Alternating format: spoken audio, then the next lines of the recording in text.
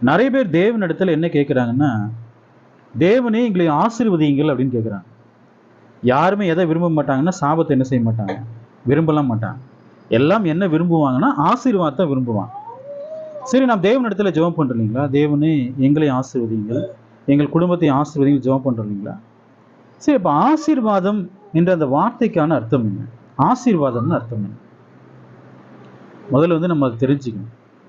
உலகத்துல ஆசீர்வாதம் அப்படின்னு என்ன புரிஞ்சுக்கிறாங்க? செல்வம், பொருள், பொண்ணு, சொத்து இல்லைங்களா? இது எல்லாமே என்ன நினைக்கிறாங்கன்னா, இதுதான் ஆசீர்வாதம் அப்படின்னு நினைக்கிறாங்க. முதல்ல ஆசீர்வாதம் என்பதற்கான அர்த்தத்தை நாம் என்ன செய்ய வேண்டும்?